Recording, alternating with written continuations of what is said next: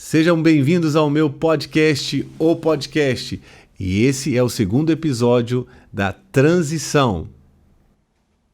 Esses dois vilões, a normalidade e a comodidade, eles vão te pressionar para você retroceder, para você ficar paralisado e não buscar pelo seu futuro. Então, é importante você saber que este cego foi tirado primeiro da aldeia, porque se ele recebesse a cura, se ele voltasse a enxergar naquela aldeia, provavelmente ele ficaria ali na normalidade, né? Na comodidade. Então é importante você entender que geograficamente uma transição é fundamental para o seu processo. Agora, quando eu falo acerca dos benefícios de uma transição, eu também quero mencionar quando Deus fala para Abrão sair do meio da sua parentela. Então nós vamos aí não somente para a questão geográfica, mas também para a questão de relacionamentos, né? Aonde muitas vezes você se torna cativo de relacionamentos, seja familiares, seja seus amigos, seja um vínculo ali no trabalho, você fica preso pelo sentimentalismo. E aí você acaba perdendo o seu poder de decisão, o seu poder de falar não. Nós vamos mencionar aqui acerca do que aconteceu com Abrão. Ele saiu da sua terra, do meio da sua parentela, da casa de seu pai e partiu. Mas ele levou seu sobrinho Ló. E quando ele levou Ló, ele estava levando o sentimentalismo, porque Ló era o sobrinho de Abrão, que era órfão, do seu irmão Harã, que havia morrido. E essa terra que o Senhor chama Abrão tinha exatamente o nome do irmão dele, Harã. Então era uma terra de morte. Ele saiu de uma terra de morte, né? Mas ele trouxe com ele esse sentimentalismo do seu sobrinho. Então, em uma transição, você não negocia com sentimentalismo.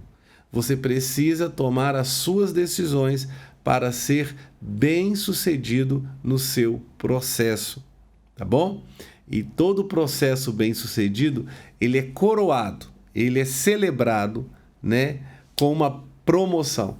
E uma promoção que te leva aí num novo nível de vida, de entendimento, de graça, de sabedoria. E agora eu quero voltar para você ter esse entendimento. Como começa uma transição? Uma transição, ela começa com os seguintes sintomas. Primeira coisa, você se sente estagnado. Você não consegue passar de onde você está, né? Talvez você se tornou um advogado aí, está na função de advogado, ou médico, ou profissional liberal, né? Qual área for. E aí você não consegue passar daí. Você se sente estagnado. É como alguém que está fazendo uma dieta e o organismo já não responde àquela dieta. Então a dieta se tornou algo que deixou o indivíduo estagnado e ele não obtém mais resultados. O que acontece é que esse sentimento de estagnação, ele não pode ser algo negativo. Você não pode ter esse sentimento como algo negativo, apesar de não ser um sentimento legal, certo? E vocês vão descobrir que na maior parte de uma transição, você vai experimentar vários sentimentos e situações que não são legais, tá bom? Lembra de uma coisa, é difícil passar por tudo isso. Eu já mencionei que poucas pessoas, elas passam, né, por um processo bem-sucedido, ou elas completam, né, uma transição bem-sucedida. Vocês vão me ouvir falar aqui acerca do processo. O processo, eu uso essa palavra processo dentro da transição. É como se a transição fosse macro e o processo fosse micro dentro dessa coisa maior, tá bom? Eu talvez explique isso um pouco mais à frente. Mas então nós estamos falando sobre estar estagnado. Depois de estar estagnado, você acaba entrando numa situação que eu chamo de decepcionado, né? Você está aí estagnado, paralisado, aí você está decepcionado. Talvez essa decepção venha de si mesmo, porque você procrastinou, porque você se enganou, porque você brincou demais com o processo, né? Você não cumpriu aquilo que deveria cumprir. E aí você fica decepcionado com você ou com pessoas ou situações. Aí o terceiro nível para você adentrar em uma transição é a frustração. Esse sentimento é horrível. É horrível. É uma mistura de estagnado com decepcionado. Vai gerar, então, a frustração. E aí você se frustra porque você esperava mais, porque você queria mais, porque você, né, entende que é merecedor demais. Mas essa frustração, ela também não pode ser vista como algo negativo. Você tem que pegar essa frustração e fazer uma análise do que está acontecendo. E se você fizer uma análise minuciosa, você vai chegar num outro nível, né, que é o chamado a crise. Você vai estar em crise. Porque na crise é o ambiente que você vai ver as coisas como você não via.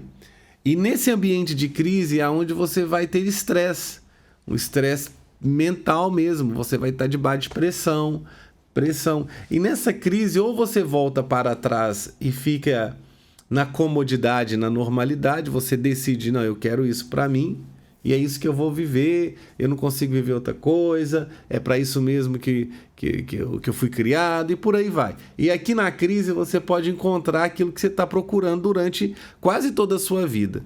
Um culpado e uma desculpa. Todas as vezes que as pessoas desistem, as pessoas elas se vão contra, né, a uma pessoa, a uma situação, elas vão buscar por um culpado, né, ou por uma desculpa. Se você se abster, sabe, desses dois aí, da desculpa e do culpado, o que vai acontecer com você? Você vai conseguir tomar uma decisão. E a decisão é tudo. Porque é nessa decisão que você, de fato, encara a transição. E o livro de Jó, no capítulo 22, diz o quê? Aquilo que você decidir se fará. E a luz brilhará no seu caminho. Então, a decisão, ela é parte do processo, né? E aí você entra nessa transição e continua crescendo. Estes são alguns sintomas que uma transição está aproximando da sua vida. Júnior, pode haver várias transições? Sim, a nossa vida ela é feita de várias transições. O ponto é que nós não temos o entendimento acerca disso. Portanto, nós não encaramos isso como uma transição. Nós vemos isso como eventualidades da vida, como acontecimentos, que na realidade nós não enxergamos isso como oportunidades, entende? E acaba que você não tem o conhecimento necessário para ir à frente. Então você pode passar por 2, 3, 10 ou centenas de transições na sua vida. Eu acredito que quanto mais transições e quanto maiores forem as transições, maior é o seu propósito de vida, mais distante, mais longe você irá chegar. O importante é você abraçar a transição, né? E enxergar essa transição como algo que é parte do seu crescimento pessoal. E aqui no meu podcast, o que eu quero promover é crescimento pessoal, é mudar a sua mentalidade mesmo, é encorajar você a cuidar da sua própria vida e do seu destino, porque ninguém vai fazer isso por você. ok? Agora eu quero mostrar para vocês que estão aí, Júnior, mas eu não sei o que fazer, eu não sei como fazer. Eu quero te mostrar uma coisa muito importante nas Escrituras, que está em Isaías 50, 10. Uma transição, ela não acontece às claras, ela acontece no escuro. Ela acontece no momento onde parece que apagaram as luzes e você perdeu a noção das coisas à sua volta, no entorno. E Isaías, no capítulo 50, no verso 10, diz o seguinte: quem entre vocês teme o Senhor e obedece à palavra de seu servo? Que aquele que anda no escuro, que não tem luz alguma, confie no nome do Senhor e se apoie em seu Deus. Então, eu acredito que a minha audiência aqui, ela consegue entender o que diz o capítulo 50. Quem dentre vocês, quem no meio de vocês teme o Senhor e obedece à palavra do seu servo? Aqui, o profeta está dizendo: quem entre vocês teme o mensageiro do Senhor e ouve a mensagem do Senhor? Então eu sou aqui o mensageiro do Senhor e a minha pergunta é: você teme o Senhor? Você obedece à voz do Senhor? Porque em uma transição você vai ser guiado por algo, e eu espero que seja pelo Senhor. Então, no meio de uma transição não existe luz, clareza. E o texto diz o seguinte: que aquele que anda no escuro, que não tem luz alguma, confie no nome do Senhor e se apoie em seu Deus. Então, exatamente na transição, você não tem que sair procurando se apoiar em outras coisas, a não ser no braço do Senhor, no nome do Senhor, e confiar nele. No meio de uma transição, você vai ter que confiar.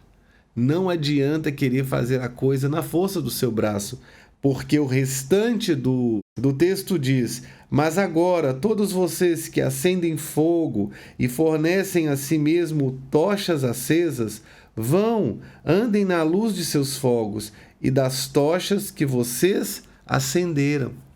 Vejam o que receberão da minha mão.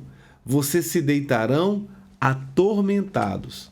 Então, em uma transição, você tem a oportunidade das coisas acontecerem naturalmente, a partir do momento que você confia no Senhor. Mas se você quiser fazer da forma que você fez até aqui, usando a força do seu braço, sendo quem você era, e eu quero aqui abrir parênteses para falar uma coisa: se você gostasse de quem você era, você ficava aonde você estava e vivia como você estava vivendo, mas nem você se suportava. Fecha parênteses. Então, você tem que entender que é importante você não ser mais a mesma pessoa, tentando fazer a coisa como você fazia. Se não deu certo, por que você vai continuar fazendo a coisa como você fazia? E aí entra a questão: se está tudo escuro e se você não sabe como fazer, espera. Espera. Fica tranquilo. Deixe que as coisas naturalmente, vão acontecendo. Agora, se você quiser inventar moda, como diz o mineiro, se você quer fazer a coisa do seu jeito, pronto, vai lá e faz. Acende o seu fogo. Tenta fazer da forma que você fazia. O ponto é, você está acendendo um fogo. Você terá que manter esse fogo aceso. E aí, você pode sofrer algumas tormentas. Você pode deitar e ficar atormentado.